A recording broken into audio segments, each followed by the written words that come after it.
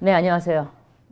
이번 시간은 2021년도 4월 17일 날 치러진 따끈따끈한 문제를 가지고 여러분들과 함께 풀어보도록 하겠습니다. 이번에 시험을 보신 분들도 계시고 또한 또 지금 시험을 준비하면서 이 문제를 풀어보시는 분도 계시겠죠. 그래서 이번에 시험 보신 분들은 본인의 답과 제가 오늘 설명하는 부분에서 어떻게 답을 적으셨는지 그리고 답이 맞는지를 확인을 한번 해보시고 또 시험을 준비하시는 분들은 이렇게 2021년도 이렇게 4월 달에는 이렇게 문제가 출제가 되었구나라는 것을 알 수 있는 기회가 되시기를 바라겠습니다. 그래서 문제를 보면 이제 우리가 문제를 보기 전에 그 난이도 이번 시험의 난이도를 볼 경우 제가 볼 경우에는 이제 난이도에는 이제 어떤 게 있냐면 뭐 상중하로 나눌 수 있겠죠. 난이도 문제에서 이번 2021년도 4월의 문제는 난이도는 어떤가 상, 뭐 중, 하 이렇게 봤을 경우 제가 볼 적에는 이번 시험은 난이도가 중 정도 높지 않았습니다. 그래서 이번에 시험 보신 분들은 굉장히 편한 마음으로 문제를 풀지 않았을까라는 기대를 해봅니다. 그래서 중, 제 생각에는 사실은 중보다 조금 낫지 않을까. 하는 아니지만 중에서 만약에 중에 뭐 상중 하로 또 나눈다면 중에서 한 중 정도, 뭐 그 정도의 문제가 출제되지 않았나 생각을 합니다. 그러면 이번에 문제가 어떤 문제가 출제가 되었는지 그리고 시험을 보신 분들 본인이 작성한 답과 제가 오늘 풀이하는 것에 어떤 차이가 있는지 제가 볼 때 저와 함께 공부하신 분들은 무난하게 다 문제를 푸셨으리라고 생각을 합니다.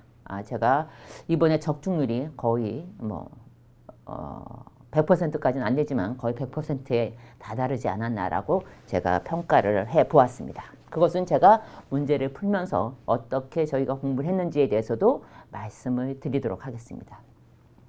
그러면 이제 첫 번째 문제 한번 볼까요? 첫 번째 문제부터 문제 1번. 1번 문제가 매우 중요합니다. 첫 번째 문제는 매우 중요합니다. 그럼 봅시다. 다음 중 작물의 화성을 유도하는데 가장 큰 영향을 미치는 외적 요인이야. 화성 유도. 화성을 유도하는데 가장 큰 영향을 미치는 외적 환경 요인. 외적 환경, 외부 조건은 어떤 것이냐라는 문제가 출제가 됐어요. 그럼 우리가 일단 먼저 화성이 뭔지 알아야 될 거 아니에요. 화성을 유도한다. 화성이 뭐야? 꽃 화자의 이루성. 꽃을 이루게 해주는 거야. 꽃을 이루게 하는 것을 유도해 주는 것. 그래서 제가 자세히 써드렸습니다. 식물의 꽃이 형성되도록 일장 및 온도 조절 등을 통해 화 형성을 유도하는 것을 우리가 화성 유도라 그런다. 화성. 그래서 사실 한문을 알면 참 문제 풀기가 좋은데 사실은 지금 한문을 안 배운 세대들이 워낙 많기 때문에 이제 설명을 하자면 사실 이 한문만 알면 얘가 무슨 뜻을 갖고 있는지 알 수가 있거든요. 그래서 이렇게 봤을 경우 우리가 작물이 생육할 적에 뭐야? 양적, 질적 변화를 가져오죠. 그래서 생육 중 가장 큰 변화는 영양생장. 영양생장에서 생식생장으로 전환을 하게 되죠. 영양생장에서 생생장으로. 이 1번 문제는 어디서 나왔어요, 우리가? 환경에서, 재배 환경에서 상적 발육 및 환경에서 이것을 공부를 했었죠. 그렇죠? 그래서 화성 유도는 보면 어떤 요인이 관여를 하는지 보면 이렇게 세 가지 요인이 있습니다. 하나는 작물이 영양생장에서 생식생장으로 이행할 때 넘어갈 적에 화성을 이루게 되는 것은 CN율로 대표되는 동화산물의 약적 관계, 양적 관계. 그리고 두 번째는 이렇게 식물 호르몬. 우리가 식물 생장 조절제 배울 때 옥신, 지베렐린을 공부를 했죠. 이래서 여기서 옥신, 지베렐린 등 식물 호르몬의 체내 수준의 관계. 이것으로 인해서 화성이 유도가 되더란 얘기야. 그러면 외부 조건은 뭔가 보자고. 이러한 내부 조건, 이게 CN율이나 식물 호르몬, 식물 생장 조절제의 관계 외에 외부 조건에는 일장의 길이와 온도 등이 관여를 한다라고 저희가 수업 시간에 배웠죠. 그렇죠? 그럼 얘는 답은 뭐야? 화성을 유도하는데 가장 큰 영향을 미치는 외적 환경 요인은 뭐야? 온도와 일장이에요. 온도와 일장. 그래서 답은 몇 번? 3번. 답은 3번. 1번 문제 쉽게 나왔죠. 그렇죠? 그러면 두 번째 문제. 그래서 두 번째 문제를 가기 전에 제가 이렇게 상세히 써드린 데는 이유가 있습니다. 저한테 질문하시기를 저 선생님 이거 들으면서 막 쓰려니까 너무 힘들어요. 시간도 많이 걸리고 다시 듣기 하면서 또 써야 돼요. 이렇게 말씀하시는 분들이 좀 계셔서 제가 이번에는 이렇게 상세하게 설명을 여기다가 자세히 올려드렸어요. 그러면 또 공부하실 적에도 요거만 보시면 하시기 편하겠죠. 쓰시는 것보다. 그래서 여기다 올려드렸기 때문에 화성 유도에 대해서는 이런 내용이 있다는 것도 정확히 기억을 하셔야 됩니다. 앞으로 시험을 보실 수험생들은 아시겠죠? 그럼 두 번째 문제를 한번 보자고. 두 번째 문제. 두 번째 문제는 뭐가 나왔냐? 신품종의 종자 증식 보급 체계를 순서대로 바르게 나열한 것은 신품종의 종자 증식 체계. 그러면 우리가 이 종자 증식 체계 배웠죠. 이거 어디서 배웠어요? 우리가 작물의 유전성에서 공부를 했죠. 신품종 증식에 대해서. 신품종 증식. 그렇죠? 신품종 증식, 유지 및 증식. 그래서 보급 이런 거 할 적에 공부를 했었죠. 얘는 보면 어떻게 했어? 이 표는 그대로 있는 거죠. 우리 수업 시간에 배웠죠. 기본식물. 그러면 기본식물이 무엇인가부터 보면 신품종 증식의 기본이 되는 종자로 육종가들이 직접 생산하거나 육종가의 관리하에 생산하는 것을 우리가 기본식물이라 그런다. 그러면 기본식물 밑에 원원종. 기본식물을 증식하여 생산한 종자를 우리가 원원종. 그러면 원종은 원원종에서 최종한 종자겠죠. 원원종을 재배하여 최종한 종자를 우리가 원종이라 한다. 그 밑에는 원종을 증식해서 보급종을 만드는 거야. 기본식물, 다음에 원원종, 그 다음 원종, 보급종. 이것이 종자 증식 체계라는 얘기지. 종자 증식 체계. 그렇죠? 이거는 뭐 어렵지 않죠. 그래서 이렇게 2번의 답은 몇 번이야? 기본식물, 원원종, 원종, 보급종. 그럼 답은 몇 번이어야 되겠어? 1번이었죠. 1번. 그쵸? 그 다음에 문제 3번. 문제 3번으로 가자고. 이거는 쉬운 거니까 그냥 넘어갈게요. 그 다음 보자고. 3번 문제. 문제 3번은 어떤 것을 물어봤는지 한번 볼까요? 우량 품종이 확대되는 과정에서 나타나는 유전적 취약성에 대한 설명으로 옳은 것을 찾으라 해서 유전적 취약성. 유전적 취약성. 1번. 자연에 있는 유전 변이 중에서 인류가 이용할 수 있거나 앞으로 이용 가능한 것. 2번. 대립 유전자에서 그 빈도가 무작위적으로 변동하는 것. 그건 뭐라 해서 우리가 유전적 변동이라 했죠. 이거 유전적 변동. 그 다음. 소수의 우량 품종으로 인해 유전적 다양성이 줄어드는 것 또는 사라지는 것. 이걸 뭐라 했어요? 우리가? 유전적 침식이라 했잖아. 그쵸? 그 다음 4번 병해충이나 냉해 등 재해로부터 급격한 피해를 받게 되는 것을 우리가 유전적 취약성이라고 얘기했죠. 이것은 저희가 수업 시간에 기출 문제라든가 실전 감각에서도 무수히 취급을 했던 것이기 때문에 이 3번 문제도 여러분들 무난히 푸셨으라고 생각을 합니다. 그럼 여기까지 봤을 적에 우리가 이제 1번에서 3번까지 문제를 봤단 말이야. 그러면 뭐였어? 1번에 화성유도, 그렇죠? 거기에 외적 환경 요인을 물어봤고, 두 번째는 신품종의 종자 증식 체계를 물어봤어. 세 번째는 뭘 물어봤어? 용어에 대한 뜻을 물어본 거야. 유전적 취약성에 대한 설명을 해서 올바르게 설명한 걸 찾으라 했단 말이야. 그러면 여기까지 3번까지 문제 틀린 분이 있어요? 아무도 없으실 거예요. 그러면 왜 앞에 1번부터 3번까지 문제가 중요하냐면 이번에는 사실은 굉장히 앞에 문제가 쉬웠어요. 그러면 시험을 보는 수험생 입장에서는 공부를 많이 했든 공부를 적게 했든 다 긴장을 하고 시험에 임하잖아. 그렇죠? 근데 1번 문제가 어려웠거나 내가 모르는 문제. 어렵다는 것은 내가 모르기 때문에 어려운 거야. 그치? 내가 알면 어려울 일이 없죠. 근데 이해가 안 되고 얘가 지금 뭘 물어보고 있지? 이게 뭐 그때부터 그러면 어떻게 되겠어? 헷갈리는 거야. 머리가 막 뒤죽박죽 된다고. 뒤죽박죽 돼. 그러면 거기서 끙끙거리고 있다 보면 시간적으로도 많이 지나가지만 또 하나는 자신감이 떨어진다고. 어떡하지? 그 뒤에 가보기도 전에 벌써 마음이 쿵 떨어지는 거야. 어떡하지 나? 이렇게 된다고. 그런데 이번에 1번부터 3번까지가 너무 쉬운 문제가 나왔어. 그렇게 되면 어떻게 돼? 여러분들은 아마 자신감을 가지고 그 다음 문제를 임할 수 있었다는 얘기지.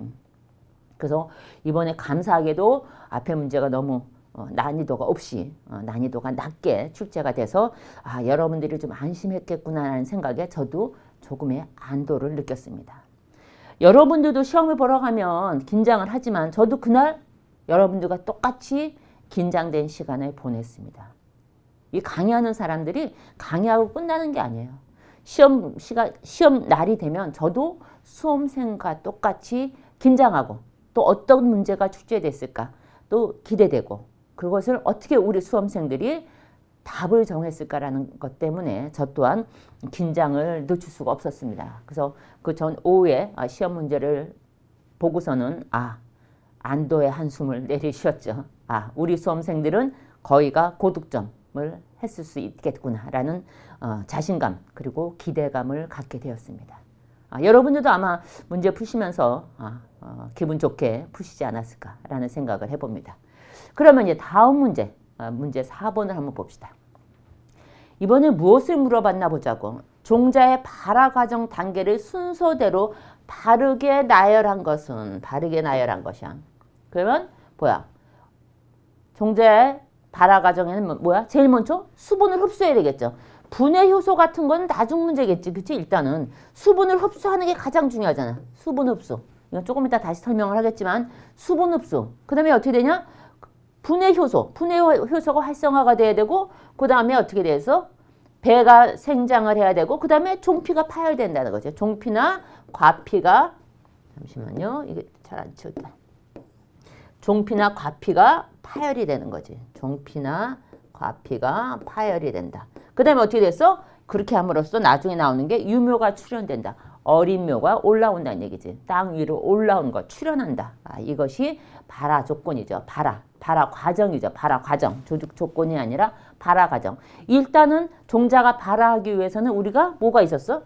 종자의 발화 조건을 한번 먼저 볼까? 우리가 공부했던 건데 종자의 발화 조건. 뭐 있었어? 발화 조건. 종자의 발화 조건에 뭐 있어요? 수분. 그렇죠? 여기 나온 것처럼 수분이 있어야 되고 그 다음 뭐가 있어야 되겠어? 온도가 있어야 되고 그 다음 뭐가 있어야 돼? 광이 있어야 되고 또 뭐가 있어야 돼? 산소가 있어야 되는. 이것이 종자 발화 조건으로 우리가 공부했죠. 그렇죠? 그러면 우리가 산소 같은 경우는 수중에서 발화가 잘 되는 종자. 그렇죠? 어차피 한 길에 여기서 보자고. 수중에서 발화가 잘 되는 것. 수중에서 발화가 잘 되는 것은 뭐야? 무기호흡을 잘할 수 있어야 되는 거잖아. 그렇죠? 물에 수중에서 발화하기 위해서는 무기호흡을 잘할 수 있는 것. 그 잘 되는 종자, 수중에서 발화가 잘 되는 종자는 뭐가 있어서? 가장 대표적인 게 벼. 그렇죠? 그다음에 상추. 그다음에 수중에서 발화가 잘 안 되는 것. 수중에서 발화가 잘 안 되는 거는 뭐가 있었어, 우리가? 귀리가 있었잖아, 귀리. 그치? 밀이나 귀리나 옥수수. 이런 거는 수중에서 발화가 잘 안 되는 종자였잖아. 그죠?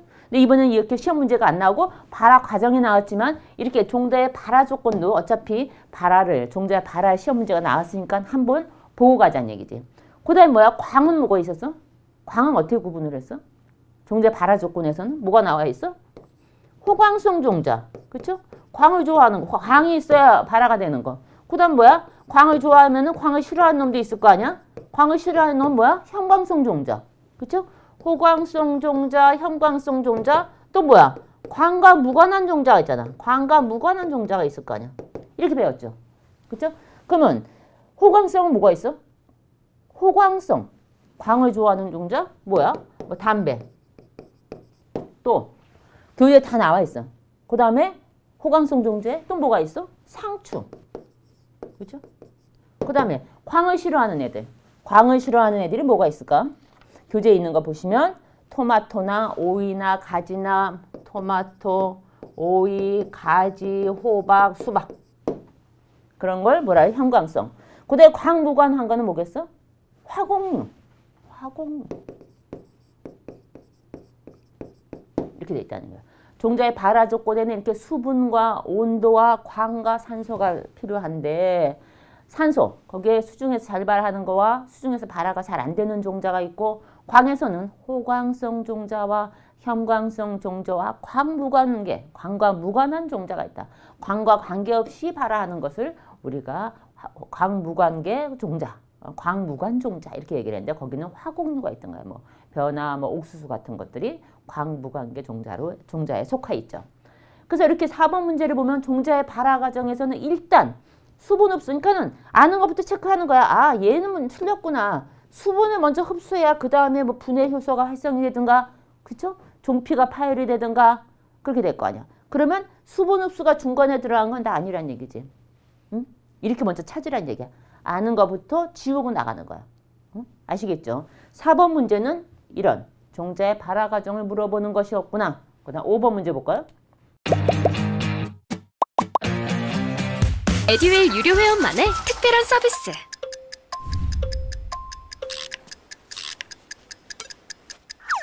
하치하차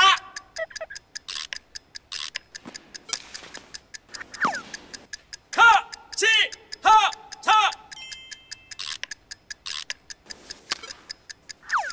정답! 같이 하자 친구야 에듀윌 유료 회원!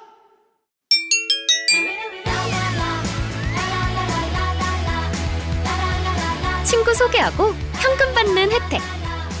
오직 에듀윌 유료 회원에게만. 이번에는 작물의 내동성을 증대시키는 요인으로 옳지 않은 거.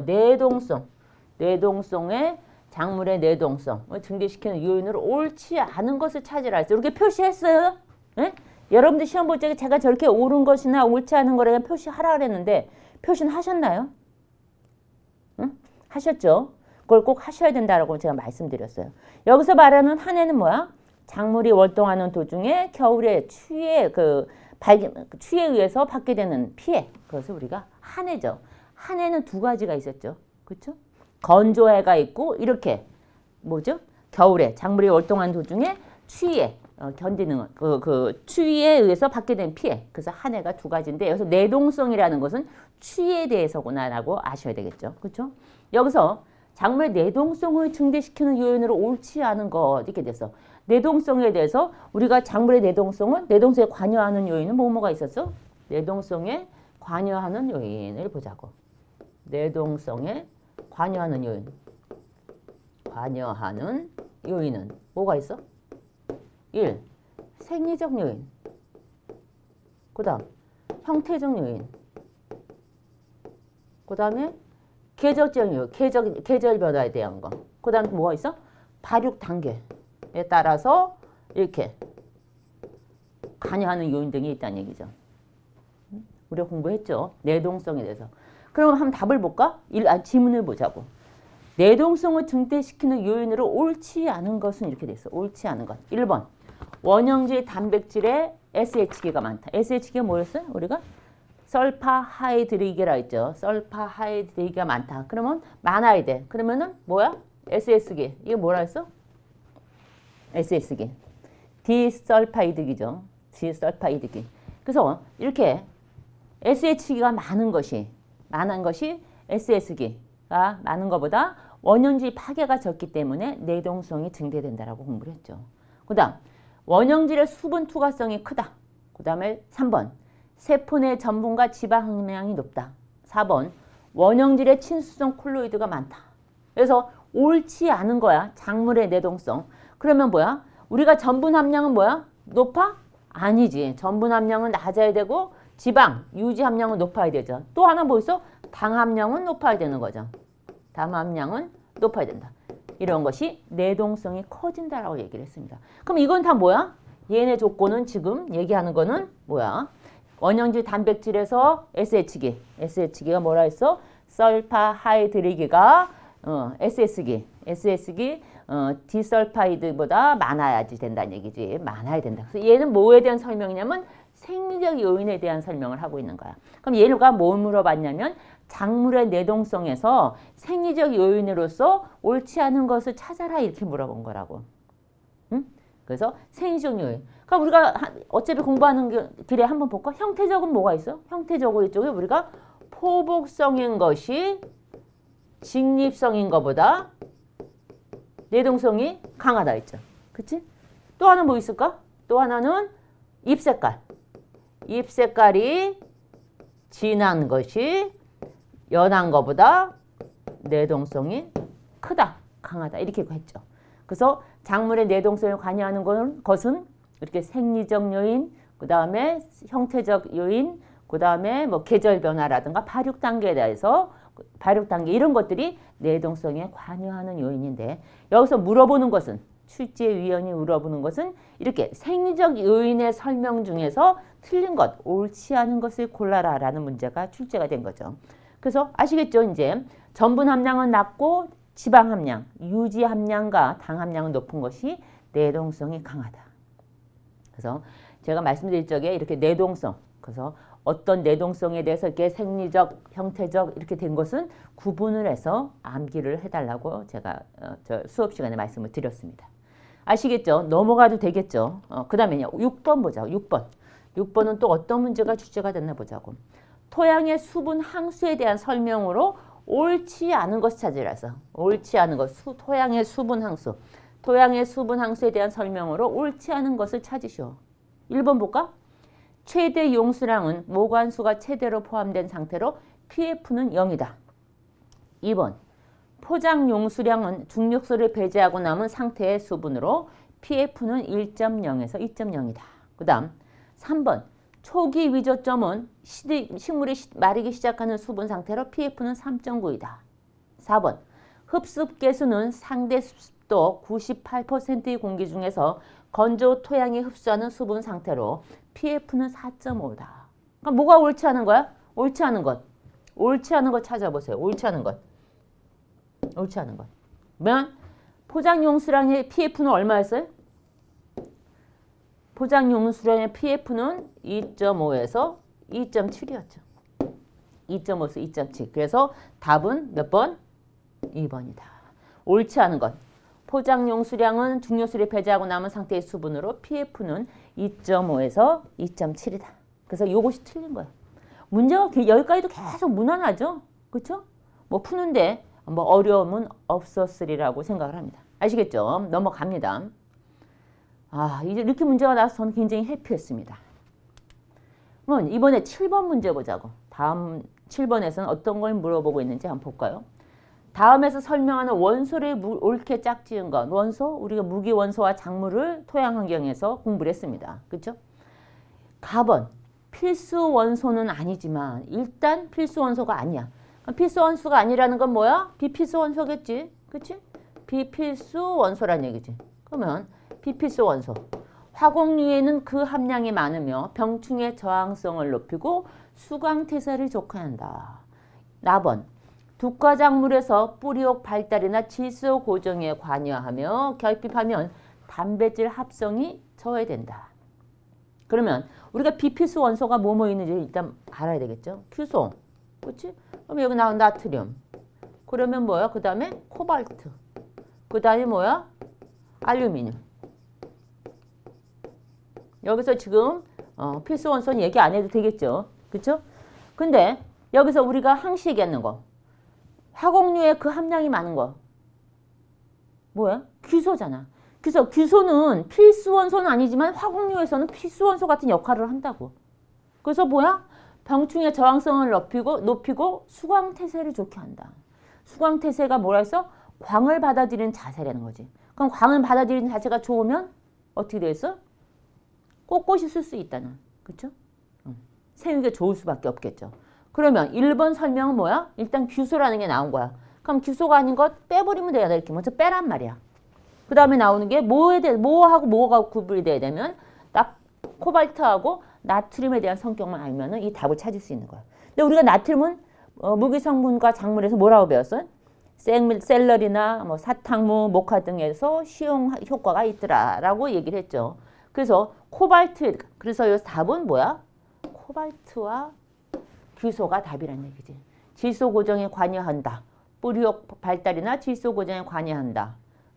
이것이 코발트의 작용이라는 얘기죠. 무기 성분과 작물에서 필수가 이거 항시 가장 많이 나오는 게 이거죠. 얘는 만약 비필수 원소가 나온다는 것은 필수 원소는 아니지만 화공유는 그 함량이 많아서 병충해 저항성을 높이고 수광태세를 좋게 하는 것이 무엇이냐? 규소라는 것. 요거는 꼭 기억을 하셔야 됩니다. 규소. 비필수 원소이지만 화공유에서는 거의 필수 원소 같은 역할을 하는 것 규소. 아시겠죠? 그 다음 이제 8번으로 갑시다. 문제 굉장히 쉽죠? 그 다음 여기서 나오는 게 몇 번이야? 8번 문제. 8번 문제. 작물별 안전 저장 조건으로 옳지 않은 것. 안전 저장 조건으로 옳지 않은 것. 이것도 우리가 실전 감각이나 기출 문제에서 여러 번 다뤘던 것이기 때문에 여러분들이 푸는데 문제를 푸는 데는 무리가 없었으리라고 생각을 합니다. 가공용 감자는 온도 3에서 4도, 상대 습도 85, 90, 고구마는 온도 13에서 15도, 상대 습도는 85에서 90, 상추는 온도 0도에서 4도, 상대 습도는 90에서 95. 그 다음 벼는 온도 15도 이하, 상대 습도 약 70% 이렇게 돼 있어요. 옳지 않은 것 찾아서 옳지 않은 것. 가공용 감자의 안전 저장 온도는 얼마였어요? 얼마였죠? 10도였잖아, 10도. 여기서는 10도. 10도. 근데 이보다 저온에서는 어떻게 됐어요? 이보다 더 저온이면은 어떻게 됐어요? 가공용 감자의 안전 저장 조건은 10도인데 이보다 저온에서는 당 함량이 증가를 하겠죠. 당 함량이 증가되면 온도가 얘보다 이렇게 낮아지면 당 함량은 증가하고 이렇게 되면 어떻게? 품질이 저하되겠죠. 품질이 저하되더라. 그래서 여기서 작물별 안전 저장 조건으로 옳지 않은 것은 가공용 감자가 틀린 겁니다. 이건 어디서 나왔어요? 우리 재배 기술 중에서 수학 및 수학후 관리에서 나왔죠. 재배 기술편에서 공부를 했던 내용입니다. 그렇죠? 그 다음 이제 9번 문제를 보자고. 9번 문제. 일반적인 재배 조건에서 탄산가스 시비에 대한 설명으로 옳지 않은 것은 탄산가스 시비가 뭐야? 탄산 시비란 얘기지. 탄산 시비를 얘기를 한다. 탄산 시비. 탄산가스 시비. 탄산 시비. 탄산 시비의 설명으로 옳지 않은 것. 탄산 시비는 언제 해주나요? 언제 할까요? 우리가 이제 온실이나 비닐하우스. 우리가 탄산 시비는 이제 온실이나 플라스틱 하우스 같은 밀폐된 공간. 밀폐된 공간에는 보이나요? 밀폐된 공간. 밀폐된 공간에서 작물을 재배하면 어떻게? 탄산가스에 이렇게 되면 탄산가스 부족 현상이 일어난다는 거지. 부족 현상이 일어나. 그래서 이런 탄산가스를 인위적으로 공급해 주는 것을 우리가 뭐라 한다? 탄산시비라는 거죠. 탄산시비, 이산화탄소 시비 이렇게 얘기를 하죠. 그렇죠? 그래서 이렇게 탄산가스 시비, 일반적 재배 조건에서 탄산가스 시비에 대한 설명을 옳지 않은 것 했는데 탄산 시비는 이렇게 온실이나 플라스틱 하우스처럼 이렇게 밀폐된 공간에서 밀폐가 되어 있기 때문에 탄소가 부족할 수밖에 없겠죠. 작물을 재배할 적에 탄산가스가 부족하게 되는 거예요. 탄산이 부족하게 되기 때문에 이렇게 부족한 부분을 인위적으로 공급해 주는 것을 우리가 탄산시비라고 한다. 그럼 지문을 한번 봅시다. 1번. 시설 재배 과체류의 착과율을 증대시킨다. 시설 내 탄산가스 농도는 일체 식전이 가장 높다. 온도와 강도가 높아지면 탄산시비 효과가 더 높아진다. 탄산가스의 공급 시기는 오전보다 오후가 더 효율적이다. 이게 틀렸네. 우리 오전이라 했잖아. 이거 공부했잖아. 오전 언제? 오전 언제라 했어? 해가 뜬 후 환기할 때까지. 그렇죠? 해가 뜬 후 환기할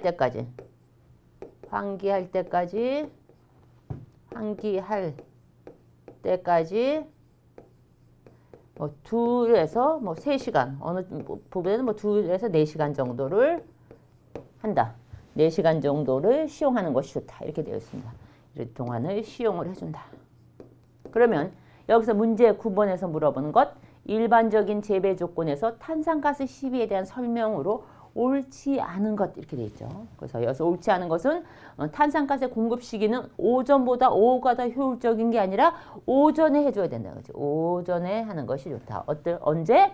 해가 뜬 후 환기할 때까지 2시간에서 3시간 또는 뭐 2시에서 4시간 동안을 그 시간을 이제 시용하는 것이 좋다라고 되어 있다는 것. 이것 또한 여러분들이 다 공부하셨던 거기 때문에 답을 찾는 데는 무리가 없었으리라고 생각을 합니다. 그렇죠? 여기까지도 문제가 아주 쉽습니다.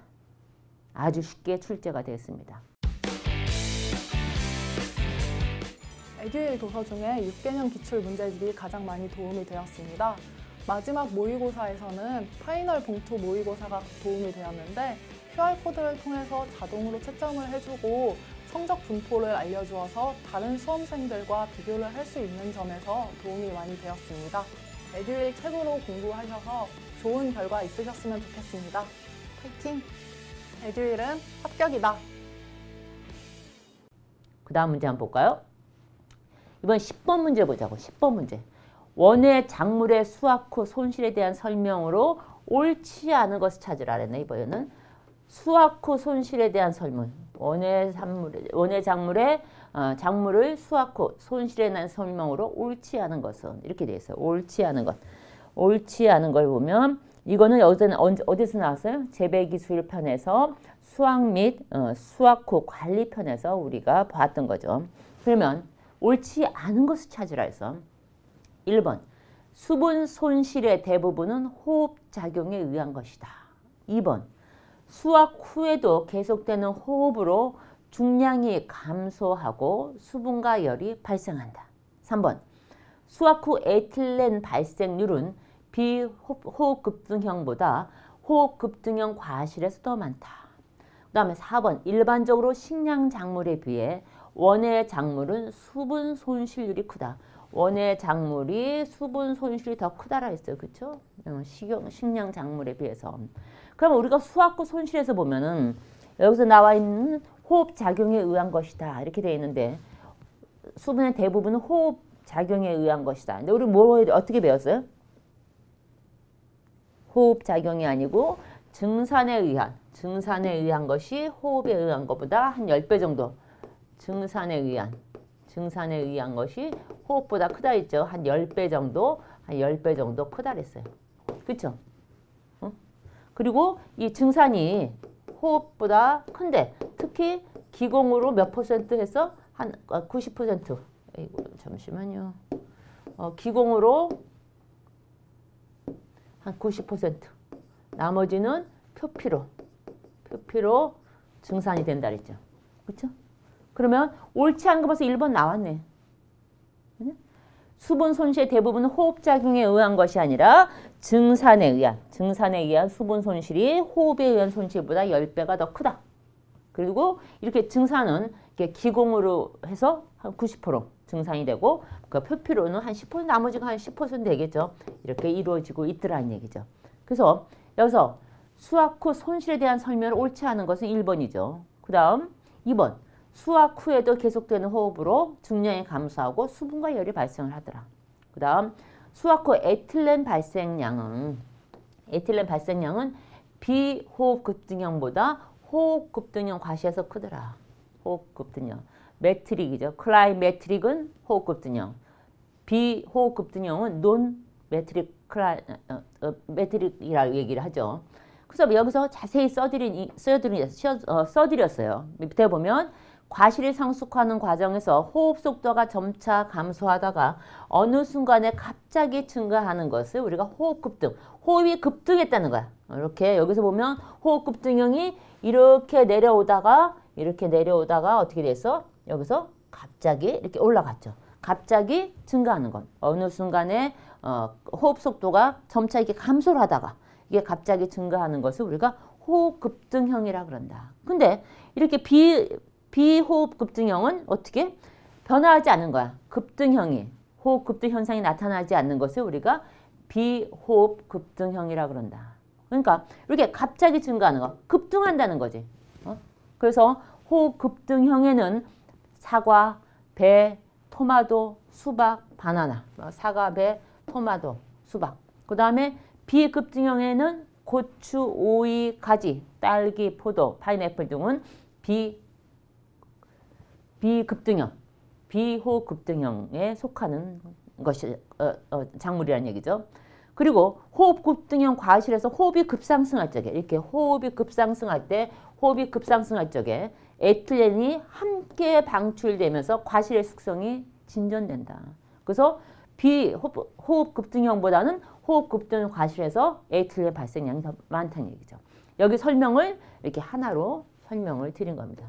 3번에 있는 비호흡급등형과 호흡급등형에 대한 설명과 그리고 에틸렌 발생은 이렇게 호흡급등형에서 급상승할 적에 호흡이 갑자기 증가한다 했잖아. 그럴 상황에서 에틸렌이 함께 방출돼서 어떻게 된다? 과실의 숙성이 진전되더라. 그래서 호흡급등형에서 에틸렌 발생량이 더 많다라는 얘기예요. 아시겠죠? 이렇게 해서 10번 문제까지 풀었습니다. 여기까지 여러분들 뭐 어려운 거 없으셨죠? 그래서 아까 처음에 말씀드린 대로 이번 시험은 아주 편안하게 풀 수 있도록 문제가 출제된 것 같습니다. 11번 한번 볼까요? 11번까지 보고 잠시 쉬어가도록 할까요? 우리가 재배식물에 대해서 이 11번 문제는 무엇에 대해서 물어봤나를 한번 보니까 잠깐 봅시다. 11번 문제. 야생식물에 비해 재배식물의 특성으로 옳은 것을 찾으라 했어. 야생식물에 비해 재배식물의 특성. 이걸 보니까 재배개설에서 이제 처음 한 문제 나왔네요. 그렇죠? 여기는 뭐야? 재배개설에서 첫 번째 우리 했던 재배개설에서 문제가 하나 나왔네요. 야생식물에 비해 재배식물의 특성. 우리가 수업 시간에는 뭐를 배웠죠? 야생벼와 재배벼의 차이를 가지고 야생벼와 재배벼를 비교했던 기억이 있죠. 재배벼. 그래서 옳은 것을 찾으라 했어. 옳은 것을 찾으시오. 열매나 과실의 탄립성이 거다. 지금 뭐야? 재배식물의 특성이야. 재배식물. 그러면 뭐야? 야생식물은 탄립성. 야생식물은 탄립성이 크죠. 탄립성이 있다. 탄립성이 어떻다 그래서 쉽게 떨어진다. 탄립성이라는 거야. 잘 떨어지나. 얘는 쉽다. 근데 재배벼는 뭐야? 탄립성이 높지 않죠. 그러니까 잘 떨어지지 않는다 그랬잖아. 잘 떨어지지 않는다. 그 다음에 쉬면은 뭐 어떻게 됐어? 우리 재배개설에서 맨 앞장 쪽으로 가시면 교재에 있을 거예요. 우리가 보면 쉬면은 뭐야? 쉬면은 야생식물은 쉬면성이 매우 강했죠. 쉬면성에서 야생벼는 쉬면성이 강했어. 근데 재배벼는 없거나 약했죠. 없거나 약함. 이렇게 해서 우리가 재배개설에서 야생벼와 재배벼를 분류해서 차이점을 봤는데 문제에서 지금 물어보는 게 이런 내용이에요. 열매나 과실의 탄립성이 크다. 그건 뭐야? 재배벼의 특징이야. 야생식물에 비하여 재배벼의 특성으로 옳은 것을 찾으라 했어. 옳은 것을 찾으라 했죠. 그러면 재배식물은 뭐야? 잘 떨어지지가 않는다 해서 탄립성이 큰가? 크지가 않다는 얘기지. 탄립성이 잘 떨어지지가 않아. 잘 떨어지는 것은 뭐야? 야생식물이 잘 떨어진다는 얘기지. 그 다음 일정 기간에 개화기가 집중된다. 재배식물의 특성에서 일정 기간에 개화기가 집중된다. 그럼 얘는 탄립성하고도 같이 연관해서 볼 수 있는 거야. 뭐냐면 야생식물은 탄립성이 쉽다 보니까는 아무 때나 떨어지겠지. 그렇죠? 아무 때나 탄립성이 쉬우니까 떨어진단 말이야. 근데 재배식물은 어떻게 돼 있어? 재배식물은 우리가 파종을 하죠. 그렇죠? 우리 이걸 파종을 하잖아. 파종을 하면 어떻게 돼? 같은 시기에 파종을 하잖아. 같은 시기에 파종을 하면 파종 시기가 결정되면 어떻게 돼서 개화기나 이런 것이 일정 시기에 집중이 될 수밖에 없겠죠. 그래서 얘는 이게 맞다는 얘기지. 요거 약간 응용을 한 거야. 응? 야생식물은 탄립성 떨어지는 게 쉽기 때문에 수시로 발활하죠. 그렇죠? 근데 이렇게 재배식물은 잘 떨어지지 않죠. 그래서 우리 인간이 파종을 하죠. 파종을 하면 뭐 작물을 할 적에 파종을 했을 경우에 모든 계약이나 이런 것들이 일정 기간에 집중될 수밖에 없다는 얘기지. 그렇죠? 같은 시기에 파종을 했으니까 당연히 개화기도 같은 거의 비슷한 시기에 일어난다는 얘기예요. 그래서 재배식물의 특성으로 오른 것은 뭐야? 일정 기간에 개화기가 집중된다. 그 다음에 나와 있는 게 뭐야? 종자에 발화 억질이 많다. 발화 억제 물질이 많다. 그래서 이 발화 억질이라는 억제는 뭐야? 종자가 싹이 트는 것을 저해하는 것이죠. 그걸 우리가 발화 억제라고 하죠. 그런데 여기서 발화 억제 물질은 그렇게 야생 식물이냐 재배 식물에 대한 차이가 아니라 유전적으로 그러니까 종에 의해서 얘는 유전적으로 종에 의해서 결정되기 때문에 야생 식물이냐 재배 식물하고는 차이가 틀리다는 얘기죠. 무슨 얘기인지 아시죠? 그래서 얘는 재배 식물의 특징이 아니라는 얘기야. 그 다음에 4번. 종자나 식물체의 휴면성이 크다. 그래서 휴면성이 커? 휴면성이 없거나 약하다 했잖아. 그러면 휴면성이 큰 것은 뭐야? 야생식물이라는 얘기지. 휴면성이 크다. 그것은 휴면성이 강하거나 크다는 것은 야생식물의 특징이라는 얘기야. 그래서 야생식물에 비해 재배식물의 특성을 오른 것은 일정 기간에 개화기가 집중된다. 이해가 되시죠? 이것이 교재에는 없지만 그 뜻은 이러한 것을 가지고 있다는 얘기야.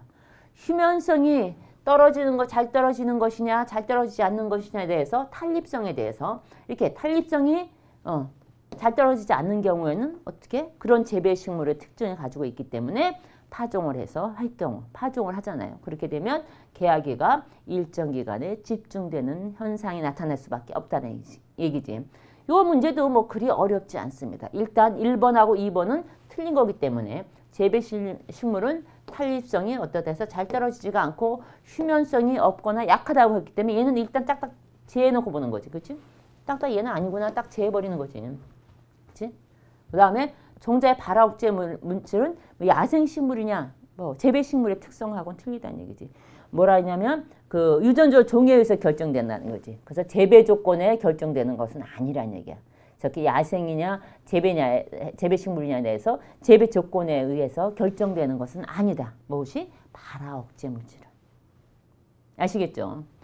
여기까지 하고 다음에 12번 잠시 쉬었다가 12번 문제를 풀어보도록 하겠습니다.